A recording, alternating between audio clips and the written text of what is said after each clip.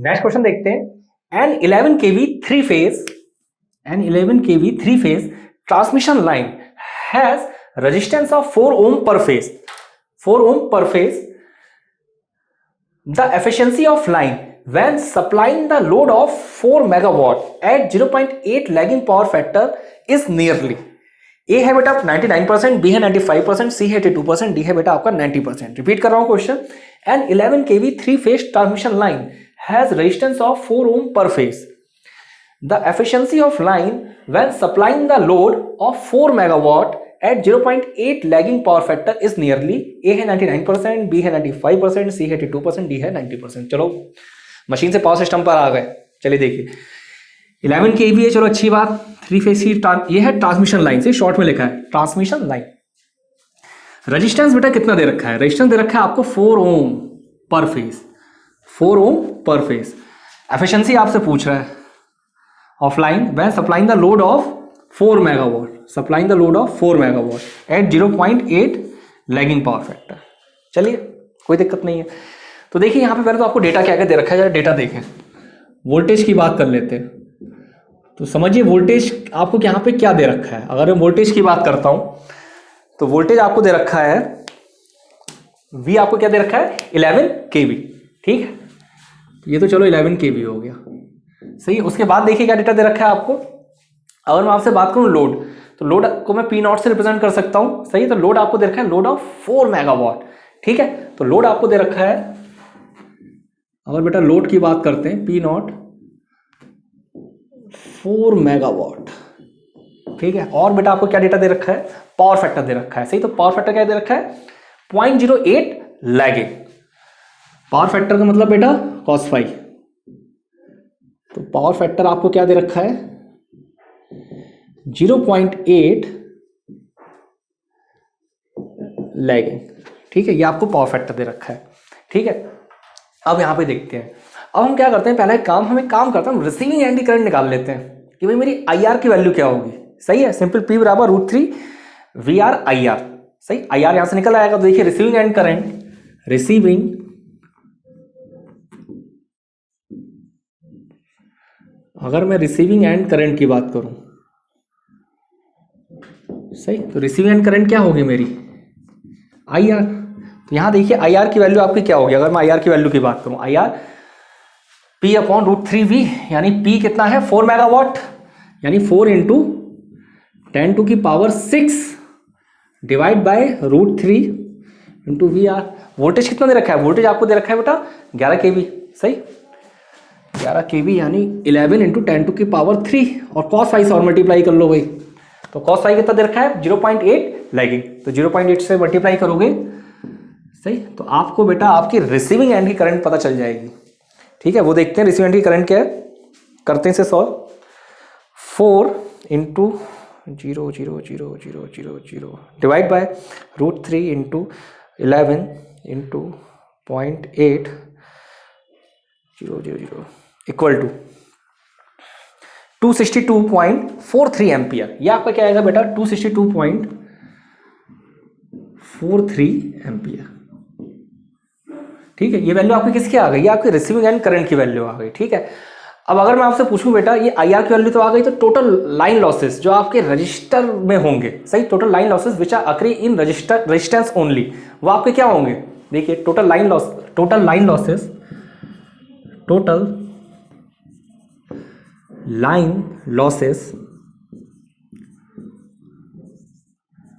which occurs only in register I²R होंगे। और line आपको बेटा क्या दे रखी है, लाइन आपको दे रखी है बेटा 3 फेज की। तो 3 फेज में कितने लॉसेस हो जाएंगे, 3 फेजेस में हो जाएंगे आपके 3I²R या फिर 3IR² इंटू R। तो देखिए लॉसेस को मैं P लॉस से रिप्रेजेंट कर दे रहा हूं। तो P लॉस क्या हो जाएगा आपका 3IR² इंटू R। ये आपके लॉसेस हो जाएंगे, सही, लाइन लॉसेस। अब यहाँ पे बेटा आपकी वैल्यूज तो पता ही है, सही है। यहाँ पे आपको अगर मैं बात करूं करंट की, तो करंट आपने निकाली रखी है। और रेजिस्टेंस बेटा आपको गिवन है, रेजिस्टेंस गिवन है हैज रेजिस्टेंस ऑफ 4 ओम पर फेज, सही। रेजिस्टेंस आपको यहाँ पे गिवन है, सही। लेकिन याद रखिएगा 4 ओम दे रखा है आपको, सही है। तो यहाँ पे रेजिस्टेंस की वैल्यू आप कैसे पुट करोगे, अगर मैं रेजिस्टेंस की आपकी बात करूं, वो चीज देखते हैं जरा। वैल्यू रख देते हैं बेटा यहाँ पे, देखिए 3I²R, ये वैल्यू आपने फाइंड आउट करी कितनी, 262.43 का स्क्वायर। सेम इसी तरीके से रेजिस्टेंस आपको इतना दे रखा था 4 ओम, तो 4 लग दिया। करो बेटा इसे सॉल्व, देखो यहाँ पे आपके लॉसेस निकल के आएंगे। तो लॉसेस देखते हैं क्या आएंगे आपके।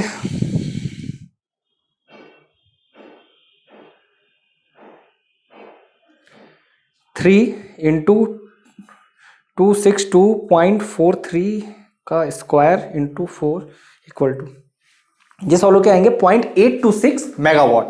0.826 मेगावाट, ये आपके बेटा क्या निकल के आएंगे, ये आपके लॉसेस निकल के आएंगे।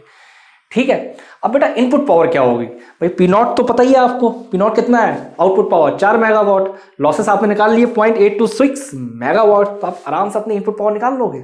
सही है, तो देखिए इनपुट पावर आपकी क्या होगी,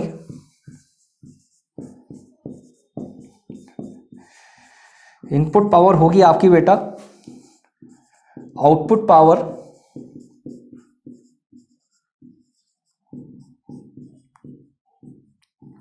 प्लस लॉसेस। आउटपुट पावर आपकी क्या है 4 मेगावाट, ठीक है, 4 प्लस 0.826, तो ये क्या आ जाएगा 4.826 मेगावाट।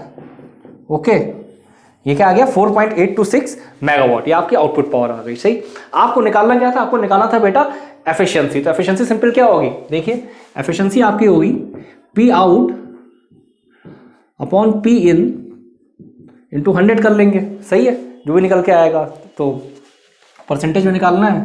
अब आपको सारी वैल्यू पता ही है बेटा, पी आउट क्या है, पी आउट है बेटा आपका 4, और मेगावाट से इतना मतलब नहीं है, कैंसिल आउट होना ही है, 4.826 इंटू 100 कर लो बेटा इसे सॉल्व। 4 अपॉन 4.826 इक्वल टू, ये सॉल्व क्या आएगा 82.8%, 82.8%। ठीक है, तो यानी कौन सा ऑप्शन करेक्ट होगा, सी वाला ऑप्शन करेक्ट होगा। ठीक, थोड़े से सवाल अब लेंथी करा रहा हूं मैं आपको, ठीक है, क्योंकि आप लोग कमेंट डालते हो सर थोड़े से लेवल इंक्रीज करो, तो लेवल इंक्रीज कर लिया। और ये सारे ऑब्जेक्टिव में पूछे जाते हैं, ऐसा मत सोचना सब्जेक्टिव करा रहा हूं, सब्जेक्टिव में भी आते हैं ऐसी, नो डाउट, ऐसा नहीं बोल रहा हूं। मैं एक्चुअली सारा डेटा लिख रहा हूं, इस चक्कर में ज़्यादा समय लग रहा है। अगर आप डेटा नहीं लिखोगे, सीधे सॉल्व करोगे फॉर्मूला लगा के, तो समय नहीं लगने वाला इन सवालों में। चलिए खैर अगला सवाल देखते हैं। चलिए पावर सिस्टम में तो चल ही रहे थे, अब हम पहुंच गए स्विच गियर प्रोटेक्शन पे। चलिए, if fault current is 8 kilo ampere, the relay setting is 40% and CT ratio is 600/10। ठीक है, then plug setting is, repeat कर रहे हैं बेटा, if fault current is 8 kilo ampere, the relay setting is 40% and CT ratio is 600/10, then plug setting. सही है, तो चलिए ये सवाल तो आपको हो ही जाएगा। यहां पे आपको रिले करंट सेटिंग क्या दे रखी है, देखिए रिले करंट सेटिंग जरा पूरी निकालें। रिले आपको प्लग सेटिंग निकालना है। सही है,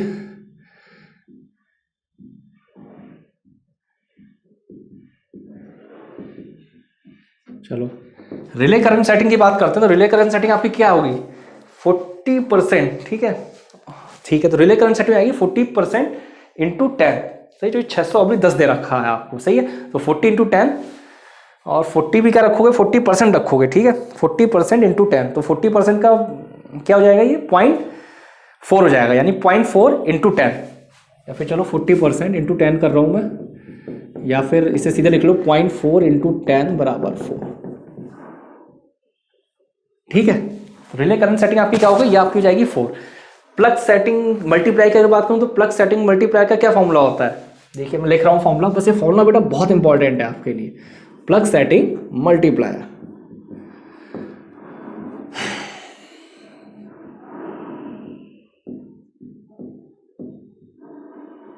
अगर मैं प्लग सेटिंग मल्टीप्लायर के फॉर्मूले की बात करता हूं, आपका फॉर्मूला होता है प्राइमरी करंट मतलब फॉल्ट करंट। सही, primary current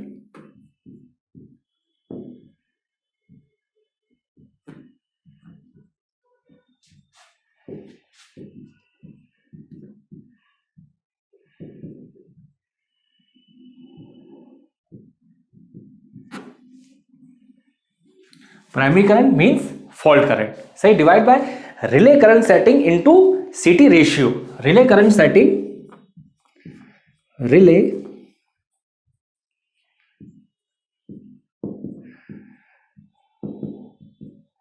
current setting into CT ratio. ठीक है, ये आपका सिंपल फॉर्मूला होता है। आपके लिए सवाल इतना इंपॉर्टेंट नहीं है जितना इंपॉर्टेंट ये बेटा फॉर्मूला है। सही, सवाल तो हो ही जाएगा, सवाल किसी को टेंशन नहीं है, लेकिन फॉर्मूलेज आपको बिल्कुल नोट्स प्रॉपर बने होने चाहिए आपके। अब यहाँ पे कुछ नहीं रह गया सवाल में क्या रह गया, आपको सारी वैल्यू रखिए। प्राइमरी करंट की बात करो, फॉल्ट करंट क्या है बेटा 8 किलो एम्पियर, यानी सीधे क्या रखोगे 8000 रख लीजिए, 8000 एम्पियर 8000। ठीक है, रिले करंट सेटिंग आपने कैलकुलेट कर ही ली थी, वो कितनी है 4। सीटी रेशियो क्या दे रखा है, वो आपको सिंपल दे रखा है 600/10। तो कर लो भाई इसे सॉल्व, देखो क्या आएगा।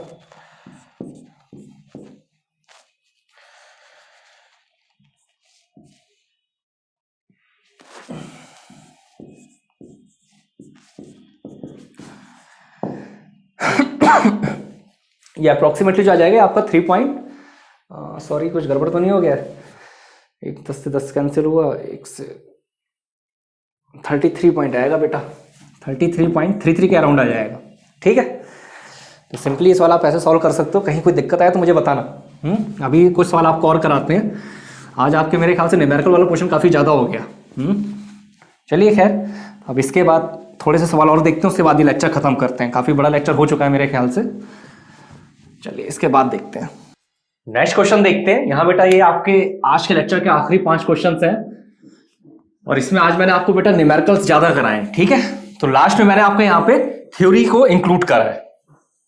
ठीक, सारी ऑब्जेक्टिव क्वेश्चन है, थ्योरी वाले क्वेश्चन है आपके।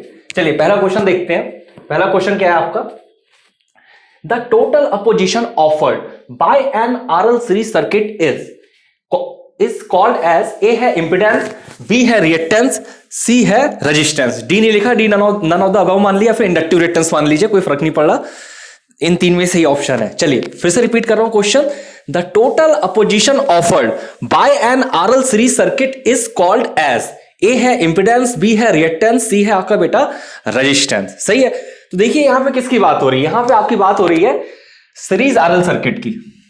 ठीक, वैसे तो क्वेश्चन 5 सेकंड का क्या 2 सेकंड का भी नहीं है, लेकिन चलिए देखते हैं।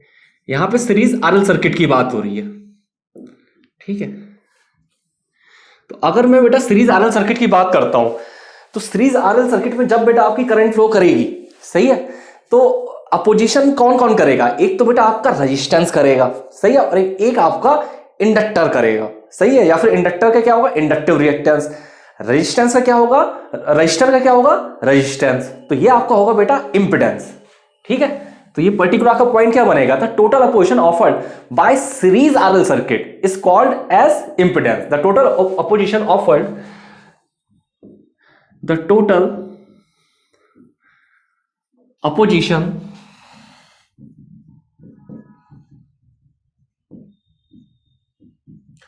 offered by series RL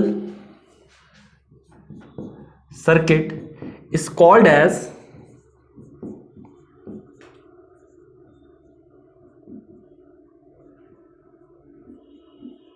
impedance। ठीक है, जो टोटल इंपिडेंस ऑफर्ड होता है सीरीज आरएल सर्किट से, वो आपका क्या होता है इंपिडेंस। और यहां पे जो इंपिडेंस की बात होगी, इंपिडेंस में क्या क्या आएगा, सही, इंपिडेंस को जेड से रिप्रेजेंट करेंगे, इंपिडेंस में आपका आएगा रेजिस्टेंस आर और इंडक्टिव रिएक्टेंस एक्सएल। सही है, इट इंक्लूड्स द, ये पॉइंट्स में इसलिए लिख रहा हूं जो कि सीधे टिक लगा के मैं बढ़ जाऊंगा तो सीधा मतलब नहीं बनेगा। It includes the resistance R and inductive reactance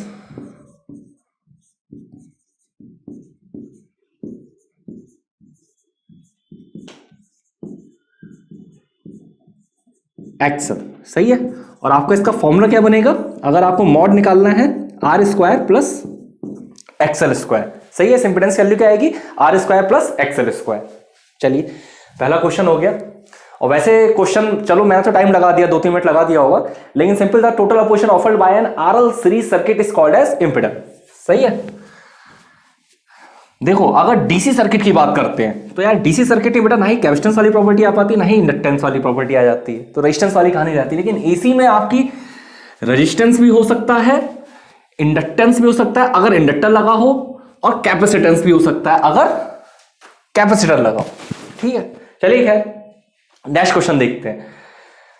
the ratio of root mean square value, यानी आरएमएस की बात हो रही है, and average value of particular wave form is called, fill in the blanks of wave.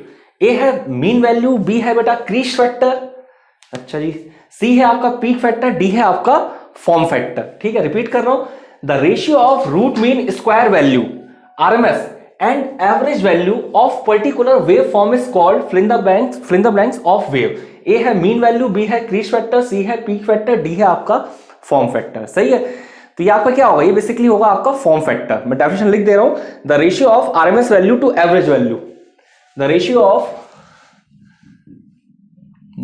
Of ये points में से लिख रहा हूं कि आप नोट्स में इस तरीके से लिखो, the ratio of RMS value, RMS value का मतलब root mean square value, root mean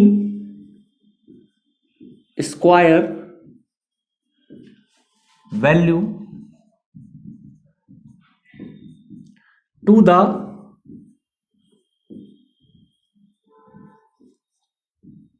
average value. सही, किससे आपको किससे फाइंड आउट करते हैं, मतलब क्या इससे कहते हैं, मतलब ratio of root mean square value to the average value, ये आपका होता है is known as form factor, is known as form factor.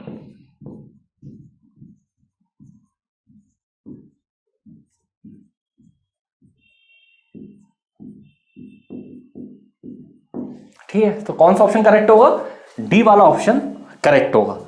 ठीक है, और एक और पॉइंट है जो जब इतने सारी वैल्यू लिखी हुई हैं तो एक आपका और पॉइंट है the ratio of maximum value, maximum value किसे बोलते हैं, पीक वैल्यू मतलब। सही, तो the ratio of maximum value to the RMS value, उसे हम क्या बोलते हैं, पीक फैक्टर और क्रीज फैक्टर। वो भी डेफिनेशन में लिख दे रहा हूं, the ratio of maximum value, the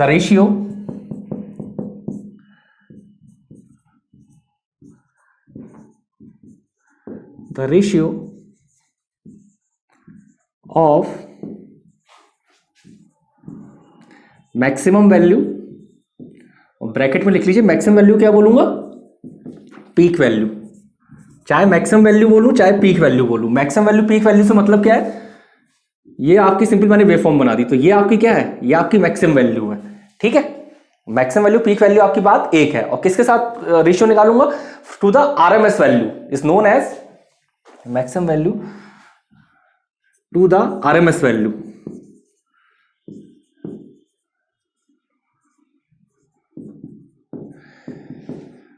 is known as, इसे हम कैसे नोन करते हैं, इसे हम या तो क्रीज फैक्टर बोल सकते हैं या फिर हम इसे पीक फैक्टर बोल सकते हैं, ये भी आपका एग्जाम में पूछा जाता है, is known as peak factor और क्रीज फैक्टर।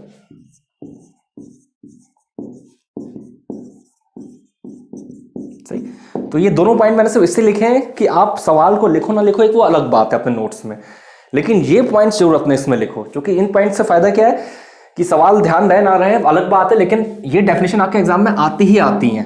सही, और बहुत सिंपल वाली होती हैं, यही क्वेश्चंस ऐसे होते हैं जिन क्वेश्चंस में आप अपना टाइम सेव कर सकते हो। जैसा ही मैंने आपको इससे पहले बड़े बड़े न्यूमेरिकल्स कराए, ठीक है, तो वो भी ऑब्जेक्टिव क्वेश्चंस ही हैं। सही, तो वो एग्जाम में आएंगे तो ज्यादा टाइम आपका लेंगे, तो यहां पे आपको अपना टाइम सेव करना है इन क्वेश्चंस में।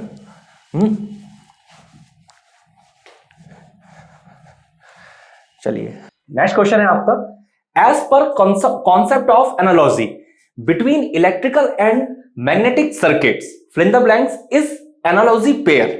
ए ऑप्शन दे रखा है कंडक्टिविटी परमिटिविटी, बी दे रखा है बेटा field density field intensity, C दे रखा है करंट चार्ज, और डी दे रखा है कंडक्टिविटी परमेबिलिटी। रिपीट कर रहा हूं क्वेश्चन, अगर फॉन्ट साइज में दिक्कत आ रही हो देखिए, as per concept of analogy between electric and magnetic circuit, fill in the blanks is analog pair, analogy pair, conductivity, permittivity, सही है। बी है field density, field intensity, C है बेटा करंट, चार्ज, और डी है आपका कंडक्टिविटी, परमेबिलिटी। तो obviously बात है कंडक्टिविटी, परमेबिलिटी आपका एनालॉगी होगा किसमें, मैग्नेटिक सर्किट और इलेक्ट्रिक सर्किट में। इसमें मैं आपको एक चार्ट बना देता हूं, क्योंकि ये तो आपका सिर्फ एक ही क्वेश्चन होगा, सही। दरअसल मैग्नेटिक सर्किट और इलेक्ट्रिक सर्किट में काफी एनालॉगस वाली चीजें होती हैं, सही। तो magnetic circuits are analogous to the electric circuit. और किस पैरामीटर को किससे हम कंपेयर करते हैं वो मैं आपको बताता हूं। मैग्नेटिक सर्किट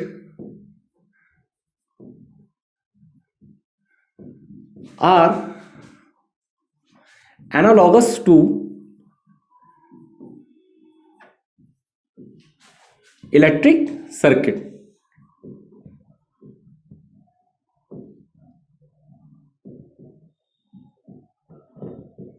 सही है, magnetic circuits are analogous to electric circuit, ठीक है। तो एक तरफ मैग्नेटिक सर्किट बना दे रहा हूं, चलिए थोड़ा सा इधर से लिख रहा हूं क्योंकि ज्यादा जगह चाहिए थोड़ी। मैग्नेटिक सर्किट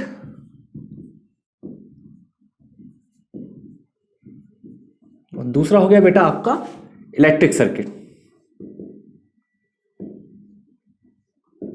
एक एक करके हम कुछ पैरामीटर के बारे में बात कर रहे हैं, छोटा सा डिस्कशन है 2-3 मिनट का सिर्फ, कि किसका हम किससे कंपेयर करेंगे। तो अगर मैग्नेटिक सर्किट की बात करता हूं तो मैग्नेटिक सर्किट इक्विवेलेंट हो गया इलेक्ट्रिक सर्किट, एनालॉगस, ठीक है। ऐसे अगर मैं बात करता हूं मैग्नेटिक सर्किट में फ्लक्स की, सही, तो इलेक्ट्रिक सर्किट में क्या हो जाएगा, करंट, ठीक है।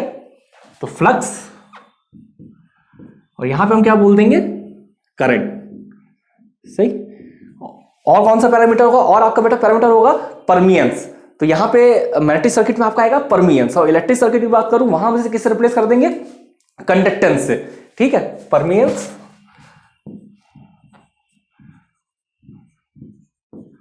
और यहां बेटा आपका आ जाएगा कंडक्टेंस। और कौन से पैरामीटर होते हैं, और आपका पैरामीटर होता है बेटा रिलक्टेंस। तो मैग्नेटिक सर्किट में अगर आपका रिलक्टेंस आएगा तो इलेक्ट्रिक सर्किट में क्या आ जाएगा, रेजिस्टेंस, सही है। तो यहां आपका आ गया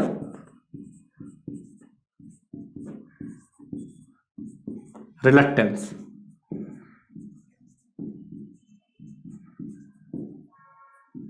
और आपका ये क्या हो जाएगा, रेजिस्टेंस, ठीक है। ऐसी मैग्नेटिक सर्किट में अगर आपका आ जाएगा परमेबिलिटी, परमेबिलिटी आपको पता ही है, कई बार यूज करा है मैंने।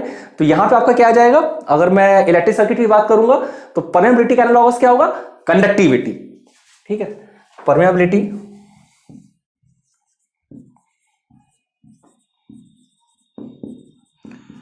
इलेक्ट्रिक सर्किट में क्या आ जाएगा आपका, कंडक्टिविटी, सही है। फिर मैग्नेटिक सर्किट की बात कर लेते हैं। मैग्नेटिक सर्किट में अगर आपका फ्लक्स डेंसिटी, तो इलेक्ट्रिक सर्किट में क्या आएगा, इलेक्ट्रिक सर्किट में आ जाएगा बेटा करंट डेंसिटी।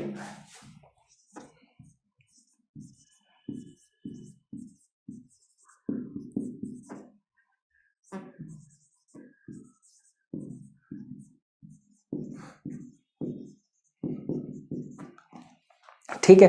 नेक्स्ट और कौन सा पैरामीटर हो सकता है आपका, जैसे मैग्नेटिक फील्ड, तो इलेक्ट्रिक सर्किट में क्या हो जाएगा, इलेक्ट्रिक फील्ड। बहुत ही कॉमन सी चीजें आपको पता भी होंगी मैक्सिमम बच्चों को, लेकिन ये क्वेश्चंस आपके एग्जाम में पूछे जाते हैं। मैग्नेटिक फील्ड, यहां आपका आ जाएगा इलेक्ट्रिक फील्ड, सही है। सेम ऐसी मैग्नेटिक सर्किट की बात करूं तो मैग्नेटिक सर्किट में अगर आपका आ रहा है मैग्नेटोमोटिव फोर्स, सही है, तो इलेक्ट्रिक सर्किट में क्या होगा, इलेक्ट्रिक सर्किट में होगा इलेक्ट्रोमोटिव फोर्स, मैग्नेटोमोटिव फोर्स। तो यहां पे आपका क्या आएगा,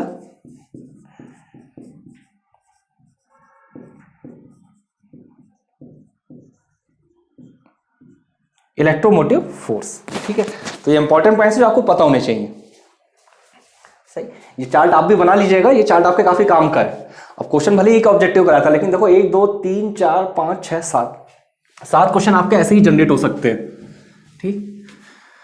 और ये बिल्कुल प्योर आपके बेटा एसएससी जेईई की बात हो रही है।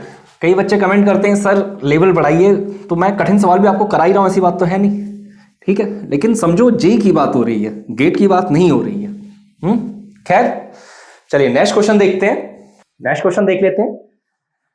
The rated making current of circuit breaker is given as 90 kilo ampere peak, ठीक है।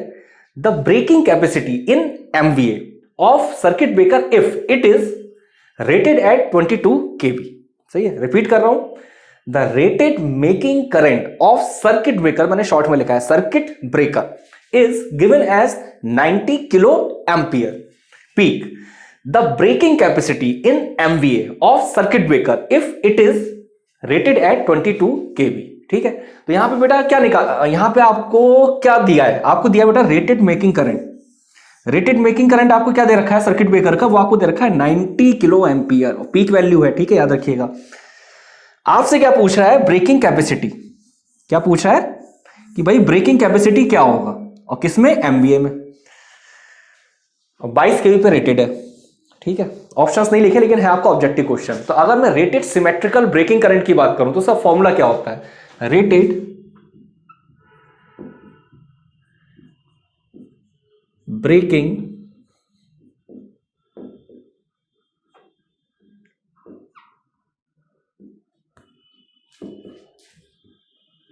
Symmetrical current. अगर मैं रेटेड ब्रेकिंग सिमेट्रिकल करंट की बात करता हूं तो ये बेटा आपका क्या होता है, ये होता है आपका rated making current divide by 2.55।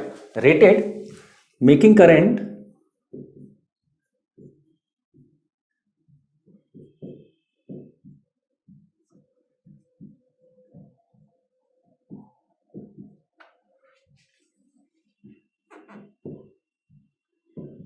Divide by 2.55, ठीक है। आपको निकालना क्या है, ब्रेकिंग कैपेसिटी, सही है। तो ब्रेकिंग कैपेसिटी, सॉरी एक सेकंड, ब्रेकिंग कैपेसिटी निकालेंगे, पहले से सॉल्व कर लेते हैं हम। यहां पे देखिए रेटेड मेकिंग करंट आपको क्या दे रखी है, रेटेड मेकिंग करंट आपको दे रखी है 90 किलो एम्पियर, सही। तो सिंपली यहां पे 90 रख लेते हैं, तो ये आपका हो गया 90, ठीक, डिवाइड बाय 2.55। तो ये बेटा देखो सॉल्व होके क्या आएगा आपका, ये आपका सॉल्व होके आएगा 90 upon 2.55, 90 divide by 2.55 equal to 35.29,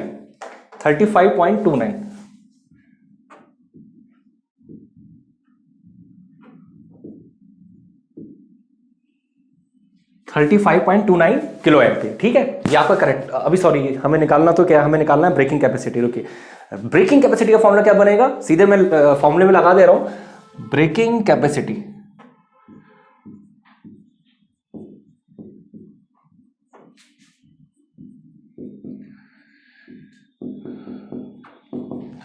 आपको रेटेड दे रखा है 22 केवी पे, सही। तो कैसे निकलेगी ब्रेकिंग कैपेसिटी, ब्रेकिंग कैपेसिटी के लिए सिंपल √3 इंटू रेटेड वैल्यू 22 केवी इंटू जो आपने निकाला है रेटेड ब्रेकिंग सिमेट्रिक करंट, इन तीनों की मल्टीप्लाई करो तो आपका आंसर आ जाएगा, यानी √3। अच्छा एक चीज याद रखना, एमवी में निकालना है, यहां में हमसे एमवी में पूछा गया है, चलिए हो जाएगा वो √3 इंटू 22 केवी, ठीक है, 22 केवी इंटू 35.29, सही। जो भी आएगा ये तो आपका किलो में आएगा, तो इसे कन्वर्ट कर लेंगे। देखिए √3 into 22 into 35.29 equal to 1344.88 MVA, 1344.88 MVA। ये आपका सॉल्व क्या आ जाएगा, 1344.89 MVA, सही। यानी कौन सा ऑप्शन आपका, चलिए ऑप्शन की कोई बात नहीं, जगह नहीं थी इसलिए ऑप्शन नहीं लिखा है, ऐसा मत सोचना कि ऑब्जेक्टिव क्वेश्चन नहीं है, ठीक। तो सिंपल अब इस पूरे कहानी क्या थी कि आपको ये वैल्यू, ये फॉर्मूला बिल्कुल ढंग से रटा होना चाहिए, सही। और उसके अलावा जो ये मैंने यहां मैंने डायरेक्ट वैल्यू रख दी है, लेकिन सिंपल फॉर्मूला आपका क्या रहेगा, ब्रेकिंग कैपेसिटी आपकी आ जाएगी √3 into rated value into rated breaking symmetrical current. तो ये जो पॉइंट्स लिख रखे हैं वो न्यूमेरिकल इतना इंपॉर्टेंट नहीं है बेटा, ये जो 2 पॉइंट्स लिख रखे हैं ये 2 पॉइंट्स आपके लिए इंपॉर्टेंट है, सही। क्योंकि न्यूमेरिकल तो घुमा फिरा के जे या ई एग्जाम में यही आते हैं, बस वैल्यूज चेंज होती हैं, कॉन्सेप्ट आपके यही रहते हैं, सही। चलिए आज के लेक्चर का लास्ट क्वेश्चन देखते हैं। चलिए लास्ट क्वेश्चन क्या है आपका, hysteresis loss can be reduce bye,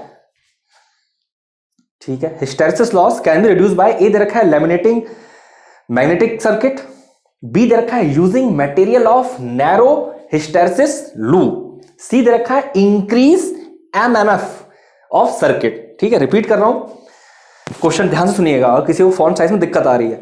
hysteresis loss can be reduce by, A दे रखा है लैमिनेटिंग मैग्नेटिक सर्किट, बी दे रखा है using material of narrow hysteresis loop, और सी दे रखा है इंक्रीज एमएमएफ ऑफ सर्किट। तो सिंपल आपका क्या हो जाएगा, using material of narrow hysteresis loop. देखिए बेसिकली यहां पे बात किसकी हो रही है, हिस्टैरिसीस लॉस की।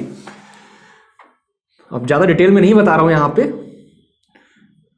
लेकिन बेसिक बात आपको बता दे रहा हूं। देखिए हिस्टैरिसीस लॉस की अगर बेटा हम बात करते हैं, अगर हिस्टैरिसीस लॉस की बात हो रही है तो आपको बीएच कर्व तो आपको पता ही है भाई, बीएच कर्व अभी बहुत ज्यादा एक्सप्लेन नहीं कर रहा हूं, बीएच कर्व को मैं थोड़ा सा एक्सप्लेन कर दे रहा हूं।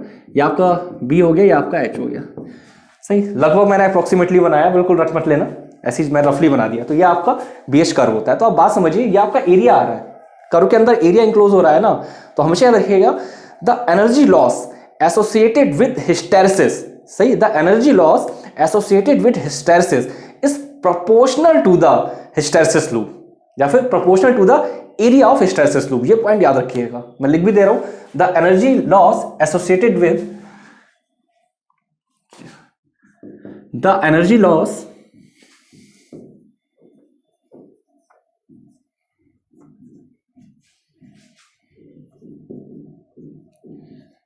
associated with, और किसके साथ associated with, the energy loss associated with hysteresis, with hysteresis is proportional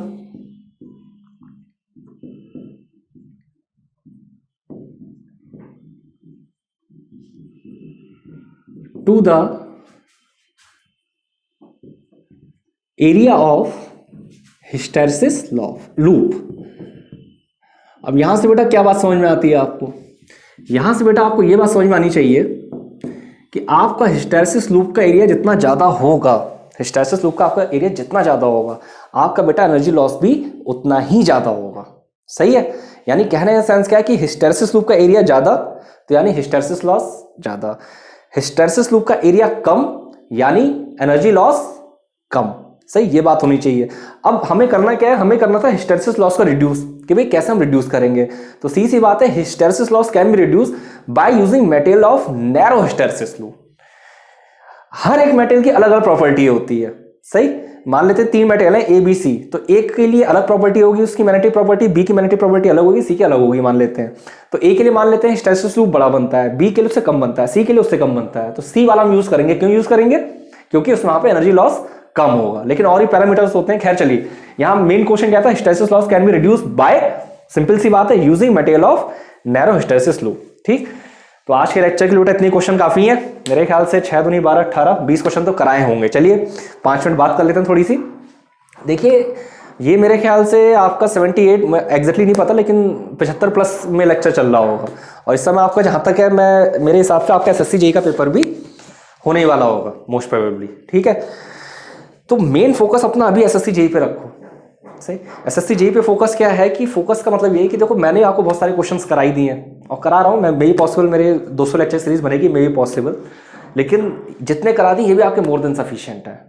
ठीक है, अभी मेरी कोशिश है कि एक ऐसा लेक्चर बनाए या 2-3 लेक्चर ऐसे बना दें, इससे जरा रोक के, कि जिसमें आपके पिछले 2-3 साल के एसएससी जेईई के पेपर करा दें सॉल्व, जैसे आपके पूरा ढंग से तैयारी हो जाए एसएससी जेईई के पेपर के लिए, मतलब आपको एसएससी जेईई के पेपर में आपको कोई दिक्कत ना आए इन टर्म्स ऑफ क्वेश्चंस। ठीक है, तो मेन इंपॉर्टेंट क्या है, कई बच्चों के साथ दिक्कत क्या है कि वो डीमोटिवेटेड रहते हैं। तो डीमोटिवेटेड रहने से कोई मतलब नहीं बनेगा, हाथ छोड़ देते हैं कि यार अब नहीं हो पाएगा, सही। माना अभी 10 दिन, एग्जाम के 20 दिन रह गए, एग्जाम के 30 दिन रह गए, एग्जाम के 50 दिन रह गए, भाई तैयारी कब स्टार्ट करते हैं, माना एग्जाम के 100 दिन रह गए, तैयारी स्टार्ट करी, अगले 20 दिन ऐसी बर्बाद कर दी, अब रह गए 70 दिन, फिर अगले 20 दिन और बर्बाद करे, अब रह गए 50 दिन, फिर 10 दिन, अब रह गए 40 दिन, तो हिम्मत ही छोड़ दी कि बेटा अब हो नहीं सकती तैयारी। ऐसा कुछ नहीं है, एक बार गलती हो गई, टाइम बर्बाद कर, चलो कोई बात नहीं, ठीक है, लेकिन अब फोकस करना स्टार्ट करो। जितना भी जो हो चुका है उसका सोचने का कोई मतलब ही नहीं बनता। आप क्या कर सकते हो, जो अभी आपके पास टाइम है उसमें क्या कर सकते हो, ठीक है, अब जैसे बहुत से बच्चों के पास में टाइम ही नहीं बचा होगा, जिन्होंने तैयारी जिनकी सही से नहीं होगी, तो कम से कम इतना ही कर लो, कम से कम बता रहा हूँ। एग्जाम क्लियर इससे बहुत मुश्किल होना कि कम से कम पिछले 10 या 15 साल के, जब से भी 2017 से आपका एग्जाम और एसएससी जेईई का, वो सॉरी 2007 से, ठीक है, कम से कम 2007 से ही सारे के सारे क्वेश्चन लगा लो। वो ये काम आप आराम से 15 दिन के अंदर कर सकते हो। 15 दिन इज मोर देन सफिशिएंट। अगर एटलीस्ट इतना भी करते हो 15 दिन में आप आराम से पेपर सारे सॉल्व कर सकते हो, तो उसी से आपको बहुत मदद मिलेगी। ठीक है, तो हिम्मत हारने की जरूरत नहीं है। पहली बात, डीमोटिवेटेड नहीं रहना है, हमेशा एनर्जी से फुल रहना है, पॉजिटिव माइंड के साथ काम करना है। अगर आपका माइंड ही नेगेटिव होगा तो आप नहीं कर पाओगे। हमेशा पॉजिटिव माइंड के साथ रहो, ठीक है। और ऐसा नहीं है कि एक एग्जाम नहीं हो रहा है तो दूसरे में नहीं होगा। ठीक है यार, एक एग्जाम में नहीं हुआ, अगले एग्जाम के लिए प्रिपरेशन करो, उसके अगले के लिए प्रिपरेशन करो, लेकिन एफर्ट मत छोड़ो। क्योंकि हमेशा सफल वही बच्चा होगा जो कंटिन्यूअस एफर्ट करता रहेगा। कंटिन्यूटी बहुत जरूरी है। आज नहीं होगा तो कल होगा, कल नहीं होगा तो परसों होगा, परसों नहीं होगा तो 1 साल बाद होगा, लेकिन एफर्ट करो। सही, बहुत सारे बच्चे हिम्मत छोड़ देते हैं। ठीक, बस इतने कहना चाह रहा था कि यहाँ पे मैं आपको क्वेश्चंस करा रहा हूँ, कहीं कोई दिक्कत आती है तो मुझे यूट्यूब पे कमेंट करिए, 101% आपको रिप्लाई मिलेगा। किसी क्वेश्चन में डिटेल सॉल्यूशन तो वैसे सब में मैं प्रोवाइड कर ही रहा हूँ। ठीक है, जहाँ अगर मैंने किसी लेक्चर में बोला है कि मैं आपको लिंक प्रोवाइड करूँगा तो मैं कमेंट कर दिए, 101% लिंक प्रोवाइड करूँगा।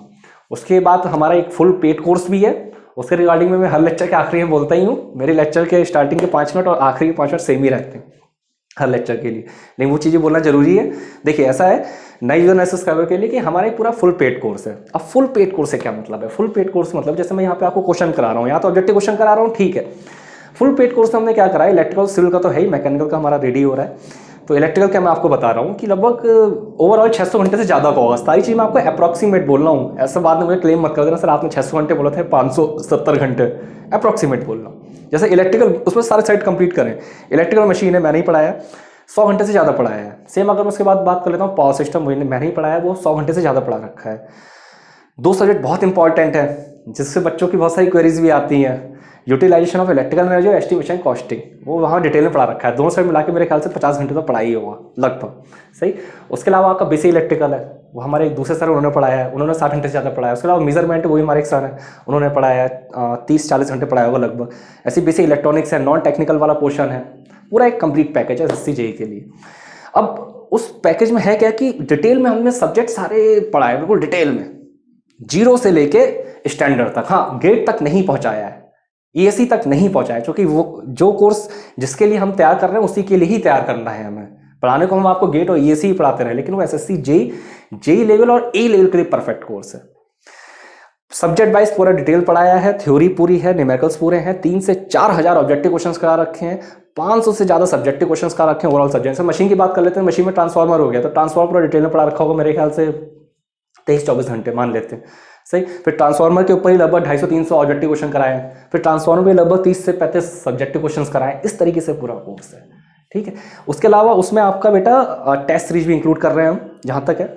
उसके अलावा हम उसमें प्रैक्टिस सेट्स ऑफ क्वेश्चंस भी दे रहे हैं कि भाई आपने इतना पढ़ लिया, प्रैक्टिस करो क्वेश्चंस की, तो वो पूरा कंप्लीट पैकेज। अब वीडियो कोर्स है, वीडियो कोर्स का फायदा क्या है? देखिए, आप किसी कोचिंग में पढ़ने जाते हो बेटा, कोचिंग में अच्छी बातें जाते हो, ठीक है, लेकिन वहाँ एक टाइम बाउंड वाली कहानी रहती है कि भाई 10 से 12 का टाइम है माना सुबह का, या फिर शाम को 5 से 7 का टाइम है, कुछ ना कुछ टाइम तो होगा ही ना। फिर आपको अपने घर से निकलोगे, जाने में आधा घंटा लगेगा, फिर आने में वापस टाइम पूरा लगना है। तो वीडियो कोर्स से क्या फायदा है? माना आपको रात के 10 से पढ़ने मन कर रहा है, आप सिंपल हमारा वो प्ले करो, पढ़ना स्टार्ट करो अपना। सुबह 5 बजे पढ़ने मन कर रहा है, प्ले करो, पढ़ना स्टार्ट करो। या फिर आप बस में ट्रैवल कर रहे हो तो बस में आपका टाइम बहुत कीमती है, टाइम को सेव करना है। सीधे आपका वो एंड्रॉइड पे भी चलेगा और विंडो पे तो चलेगा ही, आराम से अपने मोबाइल से पढ़ो। यानी पढ़ने की टाइम की बाउंडेशन नहीं रहेगी, आप पे डिपेंड करता है, आप पे पूरा का पूरा मटेरियल है। एक चीज़ एक बार समझ में नहीं आती तो 10 बार पढ़ो। सही, कोचिंग में तो एक चीज़ एक ही बार में पढ़ पाते हो ना, फिर तो टीचर पढ़ाएगा नहीं, ठीक है, या फिर वेट करना पड़ेगा, नेक्स्ट बैच स्टार्ट होगा।